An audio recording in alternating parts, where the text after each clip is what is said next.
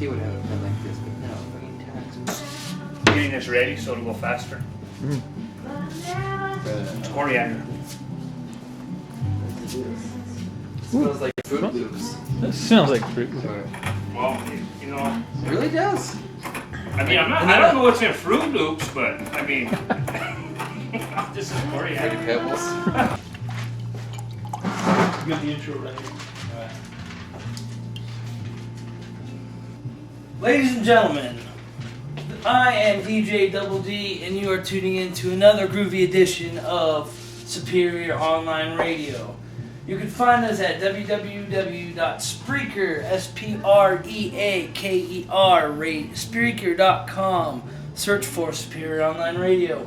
I'm here with Mr. Cameraman David G. Guzman, Mr. Interviewer Extraordinaire Petey Casillas, and Brewmeister, local Brewmeister, Mr. Jed Lant. Least but not last. Least but not last. And we're here to do our first ever TV interview.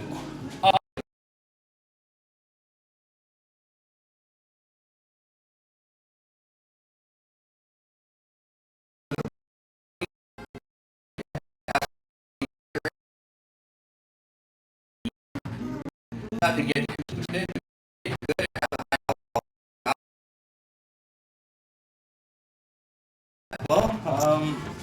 We'll go to Mr. Petey Casillas. All right, Mr. Lant, what got you interested in home brewing? Well, I was at some family gatherings and I heard them talking about how back in the day their relations used to make beer, and during Prohibition, and actually one of their it would be their dad, grandfather slash but they made beer and they had it hidden underneath the floorboards, and they came and raided them, and just as they were there and checking the premises for everything, the beer caps started popping, which they got caught, and off to San Quentin he went. So just listening to stories like that, it was an inspiration, and I thought that was neat. They also had a little garage in the back they used to make wine with. They used to go pick their own grapes and make wine. So I mean, as far as my girlfriend goes, brewing has been in her heritage, and I was just real interested in it. And lo and behold, for Christmas they bought me a beer kit. And how long you been brewing? I've been brewing for probably about 6 or 8 months, continuous. Yeah. So where do you pick up one of these kits? Some are basic, some are advanced. So like simple, rock bottom basic, like Mr. Beer. Mr. Beer, this is as basic as you get. I mean, this is the wheel and its invention here. I mean, it don't get no simpler than this. I mean, what this is it's some basic ingredients. They give you the basic building blocks of a good beer, and along with that, you spice it. And you spice it as you feel necessary, and you're going to come out with a good beer. And you can spice it any way you want. You can spice it. There's no limit to how you want to do it. I actually made a rosemary beer that everybody's flipped out on. I love that rosemary beer. And nor has anybody ever said that they've ever heard of a rosemary beer again. No. And I'm going to come out with a different one. So Stay tuned. stay tuned. Check And your what store does shelves. Mr. Beers run? I don't know. These are a gift, but I would imagine around $60, $70 will get you the basic know-hows of what you need to, the bottles, maybe a couple HME kits, which is a hop malt extract, that kind of stuff. Real simple. You read the instructions, you get a little bit intimidated, but you know what?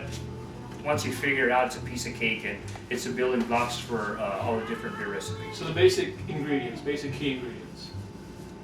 Well, your basic key ingredients for a beer is you got to have yeast, you've got to have sugar, and you got to have fermentation. And good water.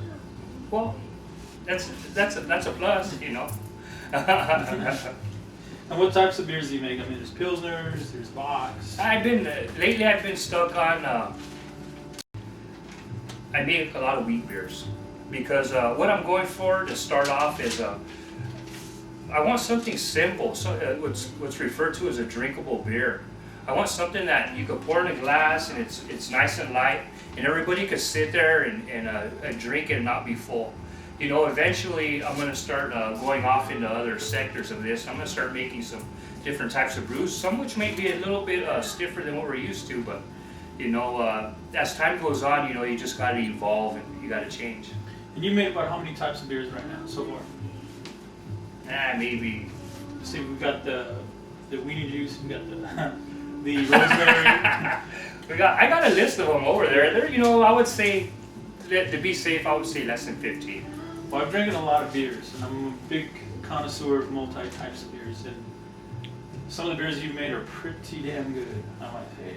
Really, really Well, good. thank you, Mr. Pete. What's That's your, inspiration coming from you. when you go to the store and buy beer, what do you buy? I try to buy something that's not every day. I mean, don't get me wrong, I like everyday beers, you know, if we're drinking an everyday situation, but I guess in the comfort of my own home and amongst friends, you know, we go for something that's just a little bit different, you know. It's like, well, hey, have you tried that O'Neill brewery, that Cutthroat Porter? Oh, I don't know, I haven't tried that, but I've tried Easy Street. Easy Street is good, yeah. There you go. Excuse me. And, I mean, Excuse me, sir, I believe that's my line. trying your beer for the first time is very good beer. I mean, it's an awesome conversation. Well, there's a lot of good beers out there. There really is. And life's all about flavor, I always say, variety. And you made some pretty damn good beers there, Jed. So if you want to give us a quick demo and... I could, but let me say one thing. Let me say one thing about, it's like going to the store and buying a pack of tortillas that's been there, Miss Rosarita's tortillas. You know, you open them up, they smell like feet, you taste them, you know, it's a tortilla, but it's not Los Hermanos tortilla. So I guess you could compare fresh beer to beer that's been out on the shelf for who knows how long. Or mass produced. Yeah, mass produced, who knows what's in it. I mean, this is more personal and it's a limited edition. That's right. Always. All right. So we're going to walk over here and you're going to show us some of the Okay. key ingredients and how to get a basic homebrew done. So let's just well, first I guess we could start with some bottles here because that's what I have in front. You know, there's a lot of different types of bottles. It's all about preference here. You know, you got 2 liter or 1 liter growlers. You know, these are capped. You know, this is a regular beer. Here you got different colored beer caps. I like to color coordinate my beer, so whenever I have a bunch of them in the refrigerator, which isn't often, I could look at the caps. I could tell what kind of beer it is. You know. Where do you pick up these bottles? Well, you could get these at it's called Brew Your Own Brew. And they're located? They're located off of Stapley and Broadway, heading west. Stapley and Broadway. Brew Your Own Brew. Brew Your Own Brew. I mean, This is- excellent. And this is a beer bottle capper here? Yeah, this is a beer bottle capper. I mean, you got to cap your own beer, you know. So you got to sterilize these. What do you sterilize these with? Well, there's 2 ways of sterilizing. I use a Star Valley. Should I grab the bottle? I don't mean to bounce back and forth too much, but excuse me, Star San. Or sand. Hence the name, Star Sanitizer. And what this is it's an acid. You put it in there with, you know, a couple gallons of water and it foams up. It gets in all the crevices of your brewing equipment.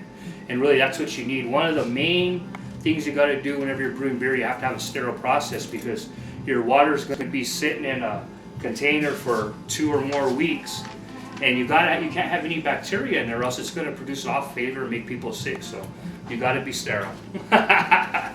So I guess easing back over here. You know, these are some of the things that we put into it.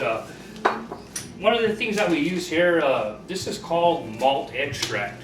It's a lot easier to buy malt extract in whatever it may be. There's plain, there's amber, there's dark. It depends on what kind of beer you're making. You know, these are kind of the building blocks. You know, if you're making like a bock or a dark or something, you know, compared to a wheat, you know, if you're using a bock, you want to use a dark malt. If you're using a wheat, you want to use a plain or light. You know, it just depends on how thick of a body you're going for. And like I'm saying, these are all building blocks of the body.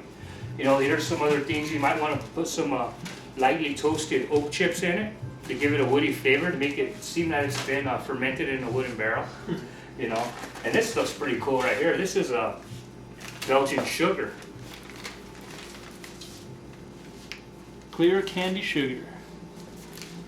That's what makes it, the more sugar, or is that what I was saying, the more sugar, the higher the alcohol content? The more sugar, the higher the alcohol content. And that is right. So maybe we should open this up. I can let you guys try a little bit of grain we got here.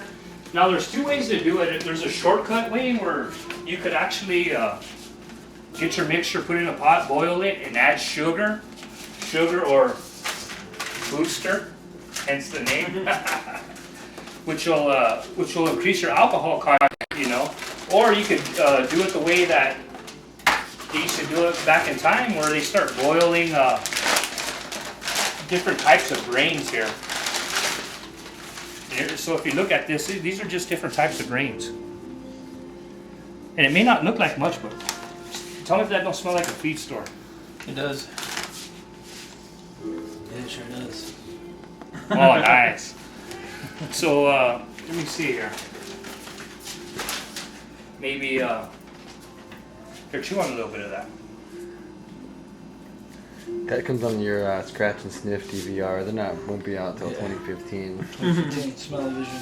So you kind of chew it and you get a flavor. You taste it like a toasted oat. Now that's kind of what you're looking for, you know. It makes your it gives your beer the sugar that it needs by boiling, whether it's mesquite pods, wheat stalks, whatever it is, Munich grains. Whatever you do, whenever you boil that water, you don't actually leave the grains in the water. You pull it out, and whatever's in the water, the starch, that's what is the driving force for the yeast. Now you get into yeast, you have different types of yeast. Now the yeast also affects the flavor, you know. So you want to figure, you know, say Blue Moon, that's a white Belgian wit, you know. Heffenweiser, you know, there's a lot of names out there by Heffenweiser. I think maybe Kildlicher's a Heffenweiser. You know, different yeast give it different flavors, so you kind of got to figure where you're at in there. Now, if you just do your grains and you maybe add some agave nectar, some cat claw honey, some mesquite honey, whatever it may be, you know, that's going to give you extra sugar. But lost a thought. Maybe it's because I said that my beer.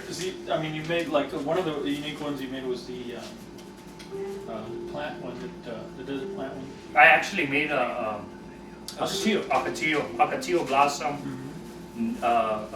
wheat. I haven't seen any Ocotillo beers anywhere until I tried them here, or rosemary. So what kind of beers do you plan on making in the future?